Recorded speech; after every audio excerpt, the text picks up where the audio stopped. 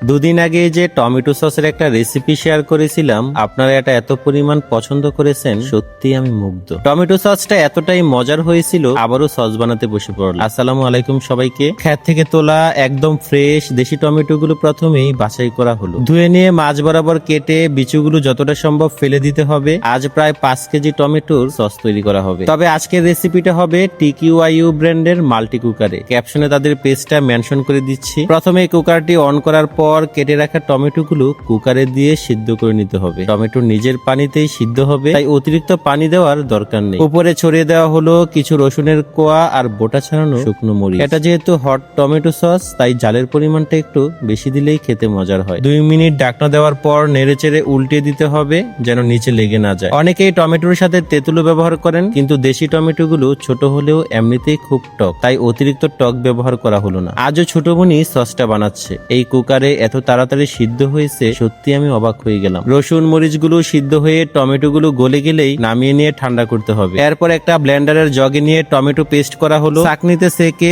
সময় নিয়ে রস আলাদা করে বিচি সহ খোসাগুলো ফেলে দিতে হবে। এতে করে সসটা দেখতে একদম দোকানের মতো হয়। আবারও অন করা হলো কুকার। অল্প পরিমাণ তেল দিয়ে গরম হতেই দিল এলাচ, দারুচিনি ও তেজপাতা। এরপর নেড়ে চেড়ে দিল চিলি ফ্লেক্স। মিশিয়ে নিয়ে দেওয়া হলো টমেটো পেস্ট। তেলের সাথে টমেটো পেস্ট ভালো করে মিশিয়ে নিয়ে দিয়ে দিল লবণ, বিট লবণ ও সাদা গোলমরিচের গুঁড়া। এই সসটা যেহেতু টক মিষ্টি ঝালের কম্বিনেশনে করা হয়, তাই মিষ্টির জন্য দেওয়া হলো পরিমাণ মতো চিনি। এই সময়টাতে অনবরত নাড়তে হবে, তা না হলে তলায় লেগে যেতে পারে এবং ফুটে শরীরে আসতে পারে। কদিন আগে টমেটো সসের একটা ভিডিওতে দেখলাম, সস বানাতে গিয়ে এক বোন রান্না করে 12টা বাজিয়ে ফেলছে। তাই লো হিটে অনবরত নাড়তে থাকলে সেই সমস্যাটা আর হবে না। দোকানের মতো সসের পারফেক্ট একটা কালার আনতে রেড ফুড কালার বা কাশ্মীরি মরিচের গুঁড়াও অ্যাড করতে পারেন। আমি অল্প জর্দা কালারের সাথে একটু রেড ফুড কালার অ্যাড করলাম। এই কুকারটি সত্যি খুব উপকারী একটা প্রোডাক্ট। ভাত রান্না থেকে শুরু করে মাছ মাংস সহ অনেক রেসিপি কুকারটিতে খুব সহজেই করা যায়। সবশেষে ভিনেগার দেওয়া হলো। এই সসটা ঠান্ডা হলে কাচের ভয়ামে ভরে ফ্রিজে নরমালি রেখে দিলে অনেকদিন পর্যন্ত সংরক্ষণ করতে পারবে। যারা এখনো এই রেসিপিটা করেননি, আমি বলবো